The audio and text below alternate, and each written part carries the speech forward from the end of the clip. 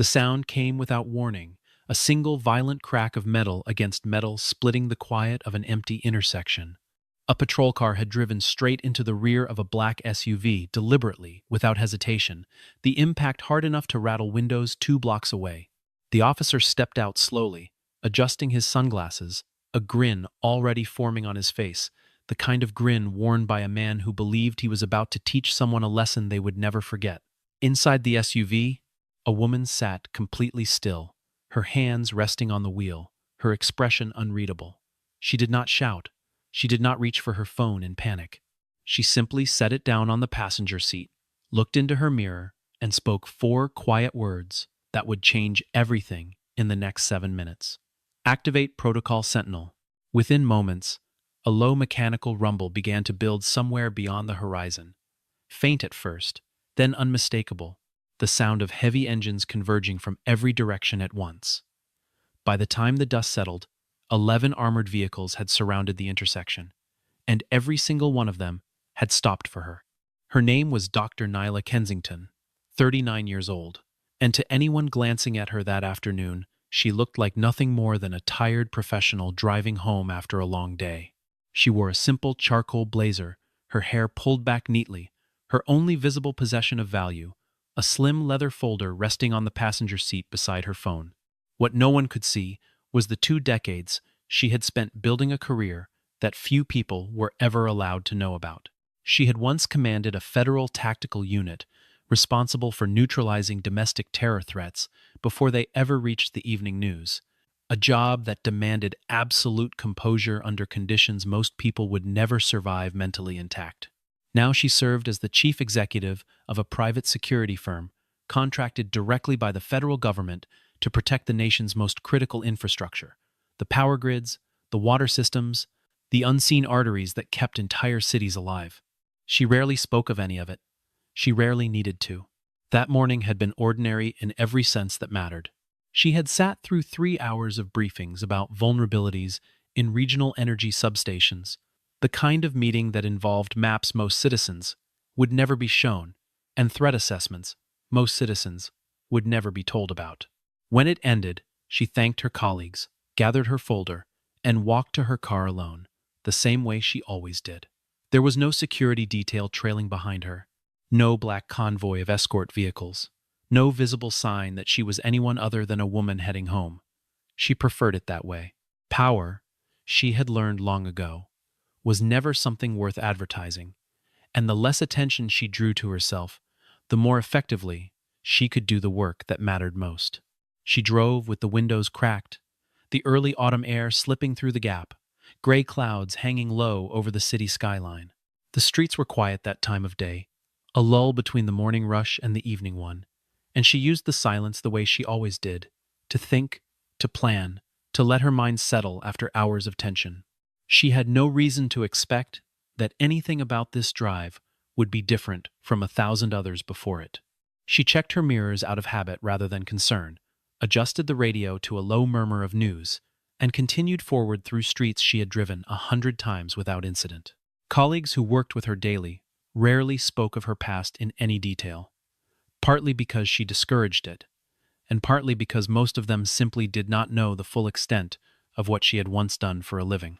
To the analysts and engineers who filled the floors of her firm's downtown office, she was simply the director, a woman who asked precise questions, who never raised her voice in a meeting, and who somehow always seemed to anticipate a threat 3 steps before anyone else in the room noticed it forming.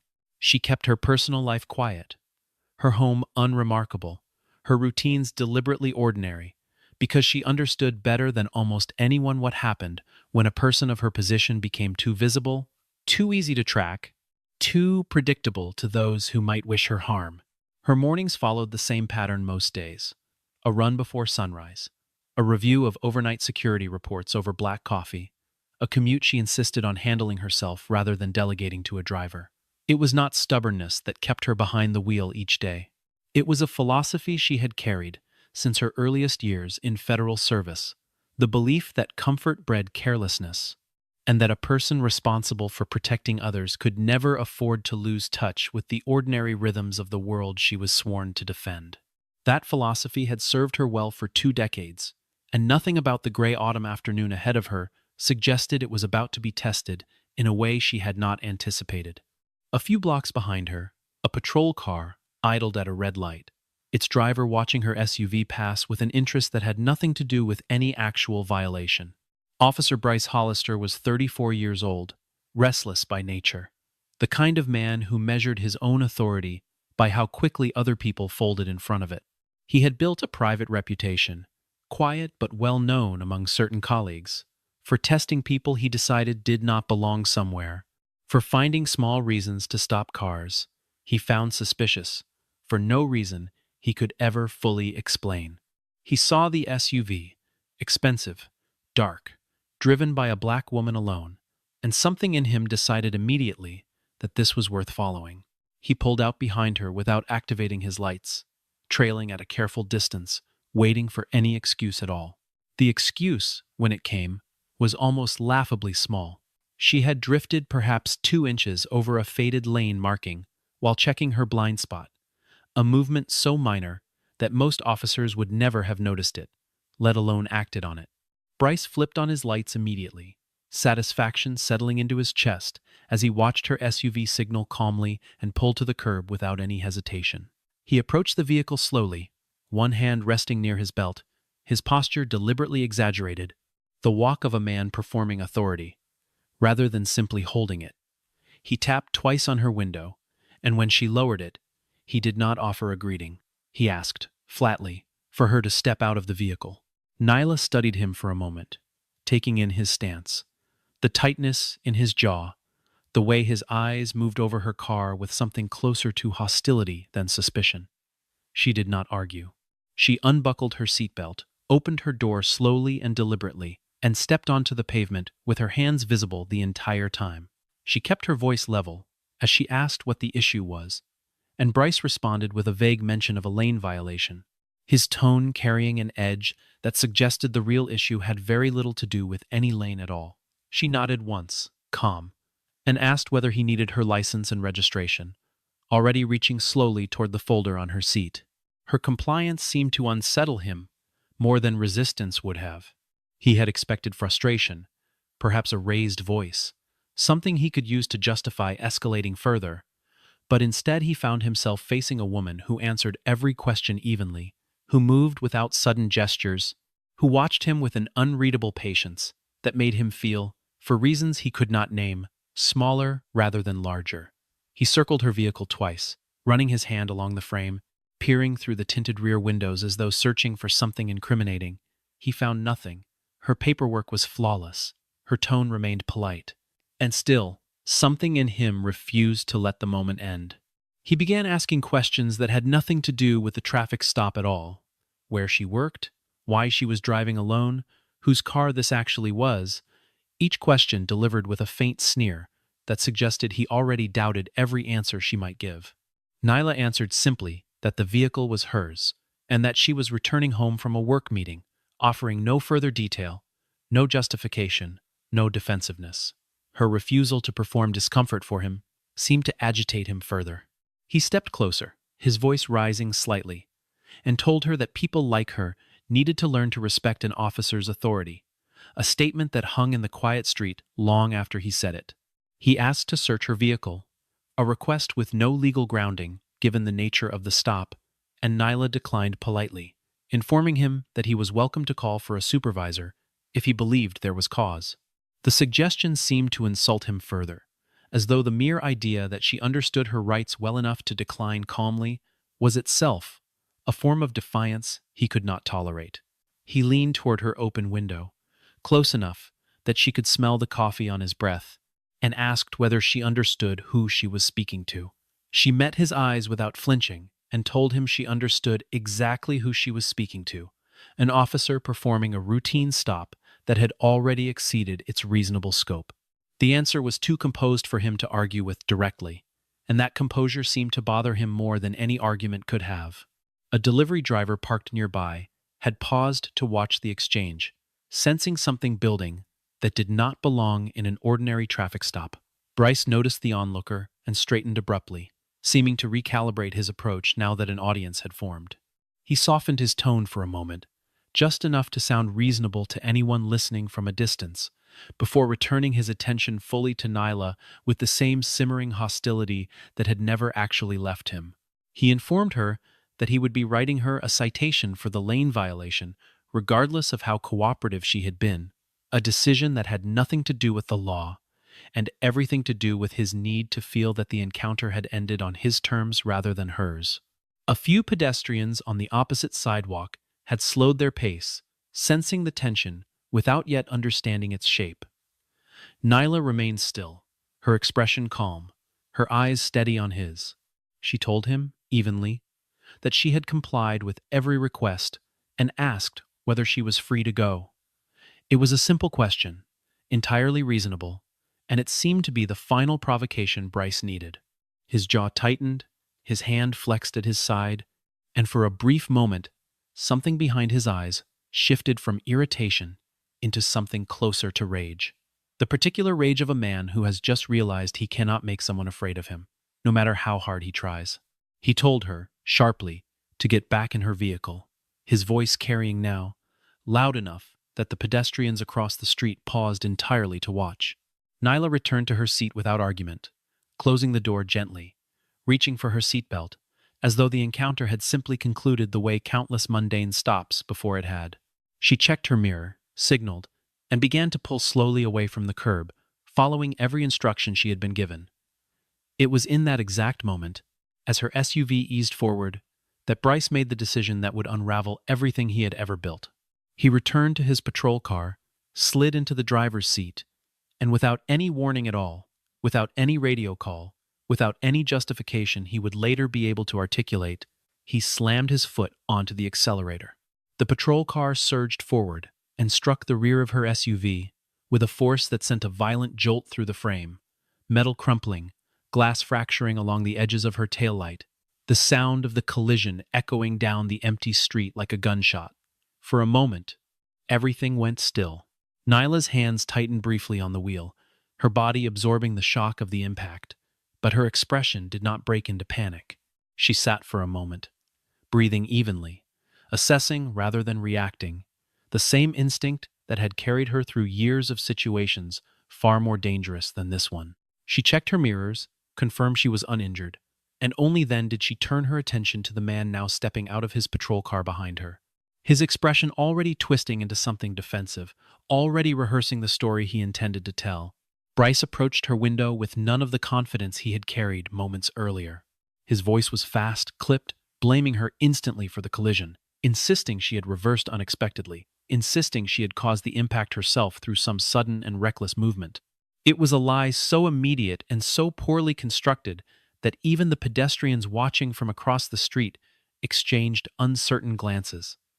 Nyla lowered her window fully and looked at him without raising her voice, without matching the panic he seemed to want her to display. She told him simply that she had been moving forward exactly as instructed, and that the impact had come entirely from behind. Her calm seemed to enrage him further. He warned her that if she continued arguing, he would place her under arrest for obstruction, a threat that carried no legal weight but was clearly meant to frighten her into silence. More pedestrians had gathered now along the sidewalk, several of them lifting their phones, capturing the scene from multiple angles, the crumpled bumper, the officer's raised voice, the woman sitting motionless and composed behind the wheel of a vehicle that had just been rammed without cause. Nyla noticed the phones. She said nothing about them. Her focus remained entirely on the man in front of her, watching him the way she might once have watched a hostile actor during an operation, cataloging every word, every gesture, every inconsistency in his story.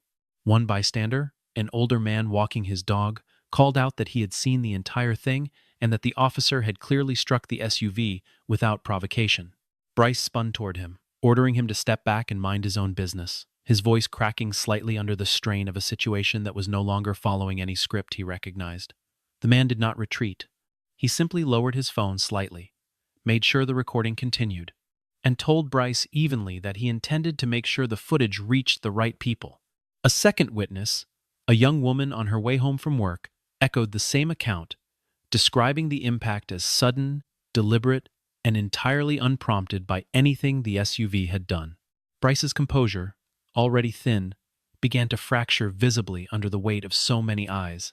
He paced beside his damaged cruiser, radio in hand, his story shifting slightly each time he repeated it, first blaming a sudden reverse movement, then insisting his brakes had failed, then falling back to vague accusations about her attitude during the stop. None of the explanations aligned with what the growing crowd had witnessed with their own eyes, and the inconsistency itself became its own kind of evidence, visible to everyone, present long before any official investigation would ever confirm it. She reached for her own phone, unhurried, and dialed a number she had memorized years ago but had never once needed to use in the field. When the call connected, she did not raise her voice. She did not explain the situation, did not describe the collision, did not offer any context at all. She spoke 6 words, evenly and without emotion, and then ended the call before the line could even fully open. "Protocol Sentinel," she said. "Red level." Nothing more. Bryce watched her, his confusion visible beneath the anger, still tightening his features. He laughed, a short, dismissive sound, and told her that pretending to have important connections would not save her from the consequences of what he was certain she had done. He assumed she was bluffing, the way he assumed most people bluffed when they felt powerless in front of a badge, and he continued speaking as though nothing about the situation had changed at all, listing threats, listing charges, his voice rising with every sentence, as though volume alone could restore the authority he felt slipping away from him. What he did not know, what he could not possibly have known, was that the moment her call connected, a chain of events had already begun moving far beyond his control. On the other end of that line, inside a secured command facility miles away, an operator had received a 2-word alert that triggered an immediate verification protocol reserved for a very small number of individuals nationwide. Nyla's identity was confirmed within seconds against a federal registry rarely accessed outside of extreme circumstances. Her vehicle, unbeknownst to Bryce, carried encrypted equipment tied directly to national infrastructure protection, equipment that fell under strict federal jurisdiction the instant it was deliberately damaged. Within 90 seconds, alerts began populating across multiple secured channels simultaneously. Inside that command facility, the duty officer who received the alert did not hesitate to escalate it, understanding immediately what the designation meant without needing further explanation. A supervisor was notified within seconds, and from there, the notification moved upward through the chain with a speed built for exactly this kind of emergency. Each recipient trained to treat the words "Protocol Sentinel" as an instruction rather than a suggestion. Cross-referencing systems confirmed not only Nyla's identity, but the precise location of her vehicle through its embedded tracking beacon, a feature installed quietly in every vehicle assigned to personnel of her clearance level, invisible to anyone unaware of its existence, and activated automatically the moment a distress signal of that classification was received. Separate from the local police response, Bryce had unknowingly triggered through his own radio call. An entirely independent federal channel had now opened, one that operated with no awareness of and no interest in whatever story he intended to tell his supervisors. The two systems, local and federal, were converging on the same intersection from completely different directions, moving at completely different speeds, and only one of them understood the true scale of what was actually unfolding on that ordinary street. At a nearby staging facility, tactical teams that had been on standby for an unrelated exercise received the alert and redirected instantly.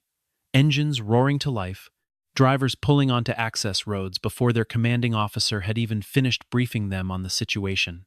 Overhead, a helicopter already airborne for routine patrol banked sharply and adjusted course toward the coordinates now flashing on its navigation display. None of the officers receiving these alerts needed further explanation. The words Protocol Sentinel carried weight on their own, a designation understood instantly by anyone cleared to hear it, a designation that meant a protected federal asset had come under direct physical threat. Back at the intersection, Bryce remained entirely unaware, still pacing beside his damaged patrol car, still muttering into his radio about a woman who refused to cooperate. He had requested backup for what he described as a hostile and uncooperative driver, expecting perhaps one additional unit to arrive and reinforce his version of events. He had no reason to expect anything more. He glanced periodically at Nyla, who remained seated calmly in her vehicle, her hands folded, her eyes fixed somewhere past him, watching the horizon the way a person watches for weather they already know is coming. The first sound arrived faintly, a low, mechanical hum that most people would have mistaken for distant construction. Bryce did not notice it at first, too absorbed in his own frustration, too certain that the situation remained entirely within his control. But the hum grew steadily louder, resolving slowly into the unmistakable rhythm of heavy engines, multiple engines, approaching from several directions at once. The pedestrians on the sidewalk fell silent, phones still raised, their attention shifting from the crumpled bumper to the horizon where dark shapes had begun to emerge. Within minutes, the quiet street transformed entirely. Armored vehicles rounded corners from 4 separate directions, their engines deep and deliberate, tires gripping the pavement with a weight that seemed to press the entire block into stillness. Above them, a helicopter descended low enough to stir loose papers along the sidewalk, its rotors cutting through the gray afternoon air with a violence that made several bystanders instinctively step backward.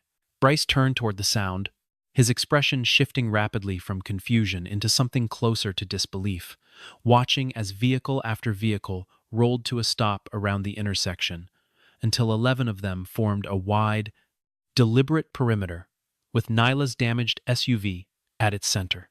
The bystanders who had gathered earlier now stood frozen at the edges of the scene, phones still raised, but their expressions shifting from curiosity into something closer to awe.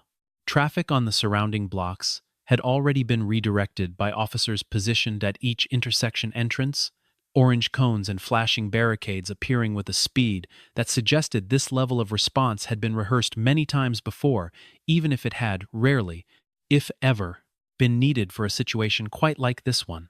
The dog walker who had spoken up earlier lowered his phone slightly, staring at the wall of armored vehicles now surrounding the woman he had defended minutes earlier, clearly struggling to reconcile the scale of what he was witnessing with the ordinary traffic stop it had begun as.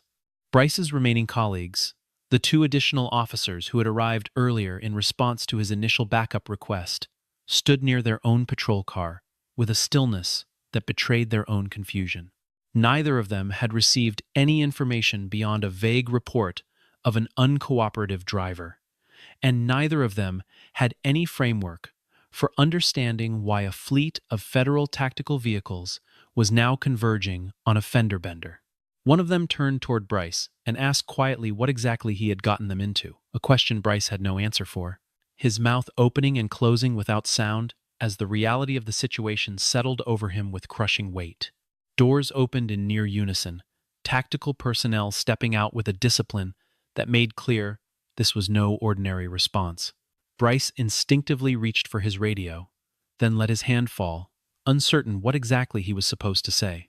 His earlier confidence had drained entirely from his posture, replaced by the particular stillness of a man realizing, far too late, that he had badly misjudged the moment. The street, moments ago the site of a routine dispute, now resembled something closer to a federal operation, cordoned, guarded, and utterly beyond his authority. From the center vehicle stepped a tall man in his early 50s, his uniform, unmarked by rank insignia, visible to civilians, but unmistakably commanding in the way every officer around him deferred instantly to his presence. His name was Commander Elias Rowan, and he moved through the scene without hesitation, without glancing once at Bryce, his attention fixed entirely on the woman still seated calmly behind the wheel of her SUV. He crossed the pavement in long, unhurried strides, stopped beside her door, and lowered himself slightly to meet her eyes through the open window. "Are you injured, ma'am?" he asked, his voice quiet, almost gentle, a stark contrast to the imposing scale of the operation unfolding around them. Nyla shook her head once, calm as ever, and told him she was fine, that the damage was to the vehicle rather than to herself. Rowan studied her for a long moment, something in his expression softening slightly, the recognition of 2 people who had once shared far more dangerous circumstances than this one. He straightened, turned toward the gathered officers and personnel now filling the intersection, and addressed them without raising his voice, his authority requiring no volume at all. He informed the assembled crowd, in clear and measured words, exactly who they were standing in the presence of. Dr. Nyla Kensington, he explained, served as the director of a federally contracted program responsible for the protection of the nation's most critical infrastructure systems. The vehicle behind her, the one that had just been deliberately struck, carried secured equipment classified under federal jurisdiction, equipment whose damage constituted far more than a simple traffic incident. Any act of aggression against her person or her vehicle, he continued, fell under statutes reserved for threats against protected federal assets, statutes that carried consequences far beyond anything typically associated with a local traffic stop. Bryce stood frozen as the words settled over him, his mind struggling to reconcile the woman he had dismissed minutes earlier with the figure now being described in front of dozens of witnesses. He opened his mouth, some fragment of explanation forming, but no sound emerged. Around him, the other officers who had arrived earlier in response to his initial call exchanged uncertain glances of their own, none of them having known any more than he had. All of them now recalculating everything they thought they understood about the woman sitting quietly in the damaged SUV.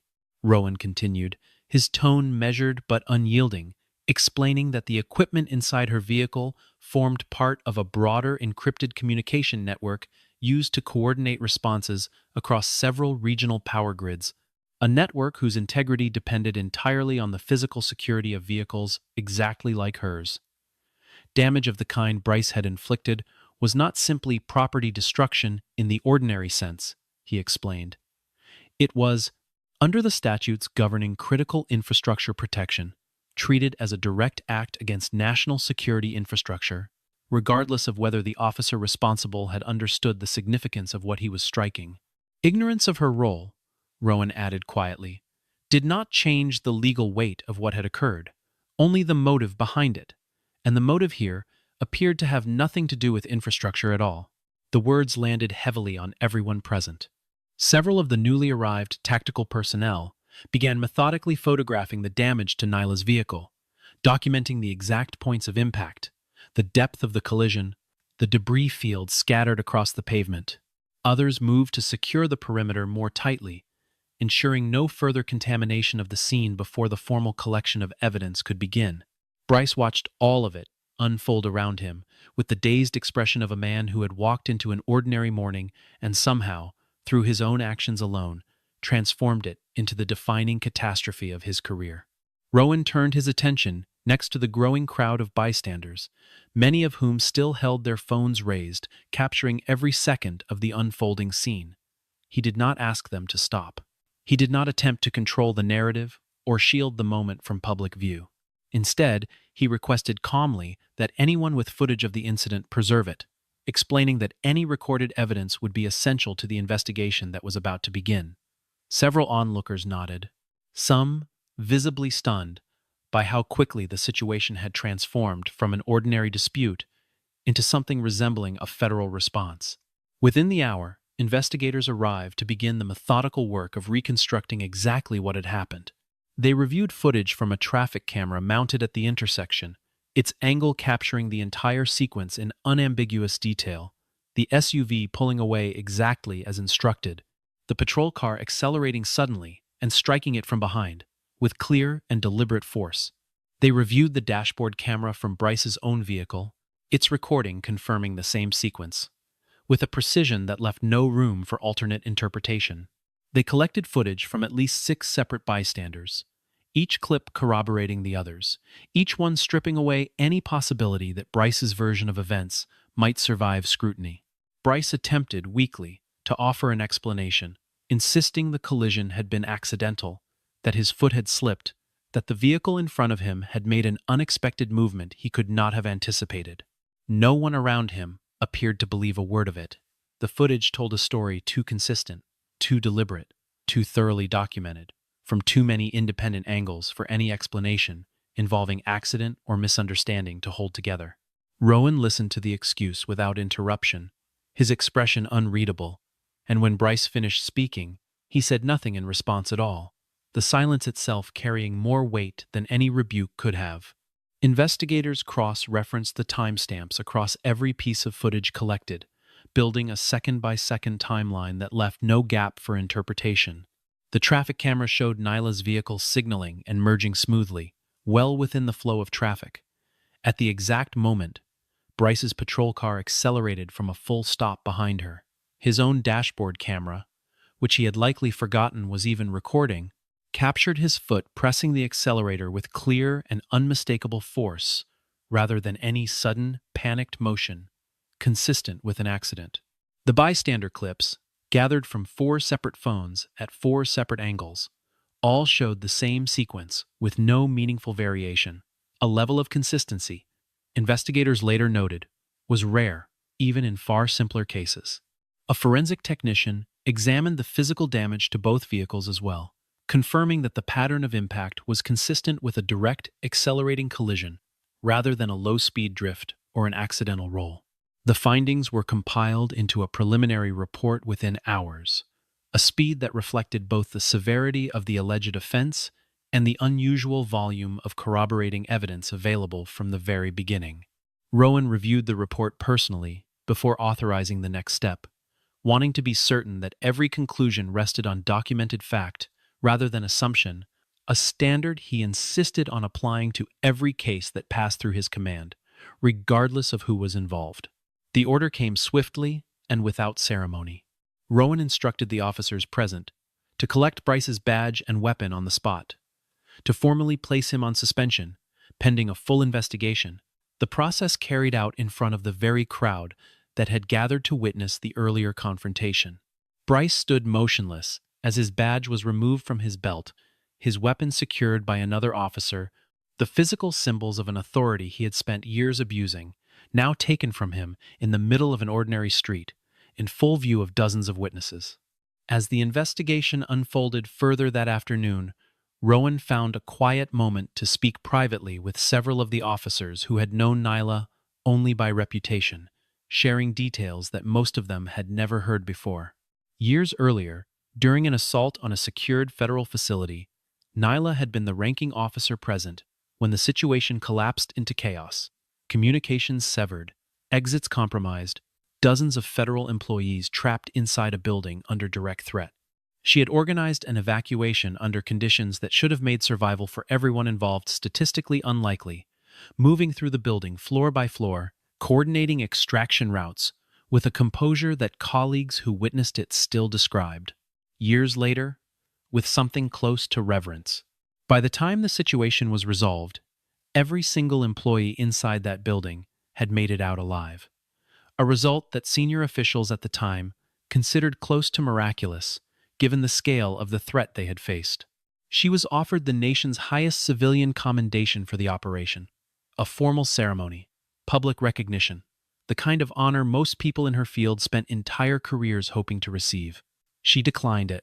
She asked instead that the recognition be quietly redirected toward funding for the families of 2 colleagues who had not made it out of the building that day. And shortly afterward, she stepped away from active federal service entirely.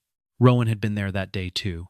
One of the officers she had guided out through a service corridor most people did not even know existed, and he still remembered, with total clarity, the sound of her voice over a failing radio channel, calmly directing dozens of frightened people towards safety while explosions echoed somewhere behind her. He remembered the way she had refused to leave the building herself until she had confirmed every last person was accounted for, refusing every order to evacuate until her own count matched the official roster twice over. It was a detail he had never forgotten, and one he made certain to share now with officers who had only ever known her, until this afternoon, as an unfamiliar face behind the wheel of a damaged SUV. He explained that in the years since leaving federal service, she had built her firm from nothing, recruiting former operators and engineers who shared her belief that the system's ordinary people relied on every single day deserved the same rigorous protection once reserved for military installations. Under her leadership, the firm had quietly prevented several attempted intrusions into regional power systems that never made the news, incidents the public would likely never learn the full details of, precisely because her methods emphasized prevention over publicity. It was, Rowan said, a philosophy that defined everything about how she operated in her professional life and, as everyone standing in that intersection had now witnessed firsthand, in the most personally threatening moments as well. She did not retreat from the work, though. She simply chose to continue it in a different form, building a private firm dedicated to protecting the exact kind of critical infrastructure that had nearly been destroyed that day: power systems, water treatment facilities, communication networks, the invisible foundations that ordinary life depended on without most people ever realizing it. It was this history, this record of sacrifice carried quietly rather than announced, that explained, without any ambiguity, why the federal response to her damaged vehicle had arrived with such overwhelming speed and scale. She was not simply an executive. She was, in every meaningful sense, someone the government had a direct and enduring obligation to protect. As word of the incident spread through official channels, a formal criminal investigation into Bryce's conduct was opened by the evening, moving with a speed that surprised even seasoned observers of similar cases in the past. Footage of the collision, obtained through public records requests, filed almost immediately by local reporters, began circulating widely across news outlets within hours, each replay making the deliberate nature of the impact unmistakable to anyone who watched it. City officials, facing mounting pressure from a public outrage by what they had seen, announced an independent review of the police department's traffic stop practices, a review that would extend well beyond Bryce's individual case into broader patterns that had gone unexamined for years. Inside the department itself, reactions to the unfolding scandal were far from uniform. Several officers who had worked alongside Bryce expressed genuine shock, describing him privately as someone whose temper had always concerned them, but whose conduct had never before crossed so clearly into deliberate harm. Others admitted, more quietly, that they had suspected for some time that his aggression towards certain drivers followed patterns they had chosen not to question closely enough. The department's leadership, facing intense public scrutiny, distanced itself from him almost immediately, releasing a statement that condemned his actions in the strongest possible terms and promised full cooperation with every stage of the investigation. Through all of it, Nyla remained remarkably measured in her public response. When reporters eventually reached her for comment, she gave no lengthy statement, no dramatic condemnation, nothing that resembled a demand for personal vengeance against the man who had rammed her vehicle without cause. She said only that no one, regardless of the badge they wore or the authority they believed it granted them, stood above the law, and that she trusted the investigation to proceed exactly as it should, guided by evidence rather than emotion. It was a simple statement, delivered without anger, and it carried far more weight for its restraint than any furious denouncement could have managed. The city council convened an emergency session less than a week after the footage became public, inviting testimony from civil rights advocates, department leadership, and independent legal experts to examine not only the specifics of Bryce's conduct, but the broader patterns that had allowed an officer with a documented history of complaints to remain on active patrol duty without meaningful review. Records surfaced during the hearings showing that Bryce had accumulated 11 prior citizen complaints over the course of his career, each one alleging some version of the same aggressive, unprovoked behavior, none of which had ever resulted in serious disciplinary action. The revelation intensified public scrutiny considerably, transforming the conversation from a single reckless act into a broader reckoning with institutional failure. Community organizers who had followed similar cases for years pointed to the incident as a rare example where accountability had arrived swiftly and decisively, a contrast they noted pointedly against countless other cases where officers accused of similar conduct faced little more than a temporary desk assignment. They were careful, however, to acknowledge the uncomfortable truth underlying that swift response, that the speed of accountability in this case had been driven substantially by Nyla's federal status rather than by the strength of the department's ordinary oversight processes alone. It was a distinction Nyla herself raised in one of her only extended public comments, noting quietly that justice should never depend on who a victim happens to be, and that the response she received was owed, in principle, to every person who found themselves in a similar position, regardless of their title or clearance level. In the weeks that followed, the investigation moved steadily toward its conclusion. Prosecutors reviewing the accumulated footage found the case against Bryce essentially undeniable. The traffic camera, the dashboard recording, and the collection of bystander footage all aligning without contradiction. He was formally charged with reckless endangerment and destruction of federal property, charges that carried the very real possibility of significant prison time, given the deliberate nature of his actions and the protected status of the vehicle he had struck. His attorney attempted early on to argue that he had acted out of a momentary lapse in judgment, but the consistency of the evidence made that argument increasingly difficult to sustain as the proceedings continued. He was formally terminated from the police department less than a month after the incident, the decision announced publicly alongside the department's broader commitment to reforming how traffic stops were conducted across the city. For Bryce, the consequences extended far beyond the loss of his position. The career he had built his entire identity around was gone, replaced by pending criminal charges and a public record that would follow him indefinitely, the direct result of a single reckless decision made in a moment when he believed, with total and misplaced confidence, that no one would ever hold him accountable. Commander Rowan requested a private meeting with Nyla shortly after the department's formal actions were finalized, arriving without any of the tactical presence that had surrounded their first meeting on that street weeks earlier.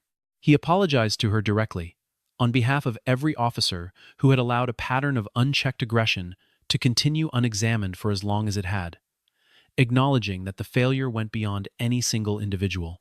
Nyla listened to him without interrupting, and when he finished, she offered a response that carried none of the bitterness he might reasonably have expected from her. Trust, she told him, was never built through apology alone. It was built through the actions that followed it, through consistent accountability, through the willingness of institutions to examine their own failures honestly rather than defensively. Rowan nodded slowly, absorbing the weight of what she had said, and told her that the department intended to use the case as the foundation for genuine reform in how officers were trained and supervised going forward. She did not promise to believe that the change would hold. She simply told him that she hoped, sincerely, that it would. She returned to her car that afternoon, the same SUV that had been repaired weeks earlier, its damage erased but its history impossible to forget for anyone who had witnessed what happened that day. She settled behind the wheel, adjusted her mirror out of habit, and pulled away from the curb exactly the way she always did, without escort, without spectacle, without any outward sign that she was anything other than a woman heading home after a long day. The street around her had long since returned to its ordinary rhythm, pedestrians walking past without a second glance, traffic moving in its familiar patterns, no trace remaining of the 11 armored vehicles that had once filled that same intersection.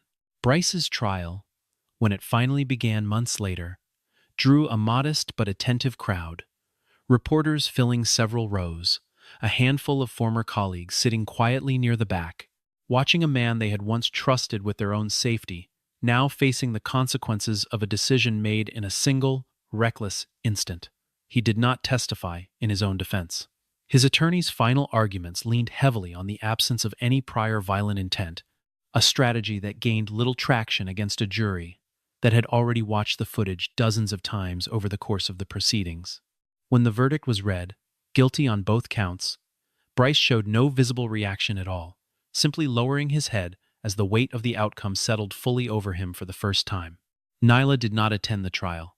She had made a quiet decision early on that her presence there would serve no purpose beyond spectacle, and spectacle had never been something she sought in any part of her life. She continued her work exactly as she had before, reviewing threat assessments, briefing engineers, driving herself home each evening through streets that no longer held any particular weight for her beyond the ordinary. If she thought often about that afternoon, she never said so publicly, and those who knew her best understood that this too was simply who she was, a woman who carried enormous weight without ever needing to display it. What lingered, long after the vehicles had dispersed and the cameras had stopped rolling, was not the memory of overwhelming force, but the quieter truth underneath it. Power, real power, was never measured by how much fear a person could produce in others. It was measured by restraint, by the discipline to wield authority only in service of what was right, by the willingness to let evidence and process determine outcomes rather than instinct or prejudice. No one deserved to be judged by the color of their skin, the vehicle they drove, or the assumptions strangers made about them in a passing glance. And when authority was abused in defiance of that principle, accountability had to follow, built not on outrage alone, but on documentation, on procedure, on the steady and unglamorous work of doing things correctly. That, in the end, was the only kind of justice that ever truly lasted.